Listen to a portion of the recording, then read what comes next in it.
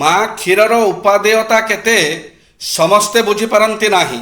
ଆଧୁନିକ ମା ମାନେ ନିଜର ବକ୍ଷ ସୌନ୍ଦର୍ଯ୍ୟ ନଷ୍ଟ ହେବା ଭୟରେ ବୋତଲ ଧରାଇ ନିଜର କର୍ତ୍ତବ୍ୟ ଶେଷ କରିଦିଅନ୍ତି। ଏଭଳି ପିଲାମାନେ ସୁନ୍ଦର, ସୁସ୍ଥ ଓ ବଳିଷ୍ଠ ହୁଅନ୍ତି ନାହିଁ। ମାର ପ୍ରଥମ କଷ କ୍ଷୀର ଶିଶୁ ପାଇଁ ଖୁବ୍ ଉପାଦେୟ। ଏହା ଖାଇଲେ ଶିଶୁର ରୋଗ ପ୍ରତିରୋଧକ ଶକ୍ତି ବଢ଼େ, ଝାଡ଼ା ସଫା ହୁଏ, ଶିଶୁ ପେଟରେ ରହିଯାଇଥିବା ଲାଳ ଆଦି ବାହାରି ଆସେ। ମା କ୍ଷୀର ହଜମ ଶକ୍ତି ବଢ଼ାଏ, ଶିଶୁର ମାନସିକ ବିକାଶ ଘଟେ, ପେଟ କାମୁଡ଼େ ନାହିଁ। ମା କ୍ଷୀର ଖାଉଥିବା ପିଲା ସୁସ୍ଥ, ସୁନ୍ଦର ହୁଏ, ବାତ୍ସଲ୍ୟ ସମ୍ପର୍କ ବୃଦ୍ଧି ପାଏ, ଗର୍ଭାଶୟ ସଂକୁଚିତ ହୁଏ। ଶିଶୁ କ୍ଷୀର ଖାଉଥିଲେ ମାର ଋତୁସ୍ରାବ ଡେରି ହୁଏ, ମାର ସ୍ତନ କର୍କଟ ରୋଗ ହୁଏ ନାହିଁ। ମା କ୍ଷୀରରେ ଭିଟାମିନ୍ କ ଓ ଖ ଥାଏ। ଜୟ ଶ୍ରୀ ଜଗନ୍ନାଥ।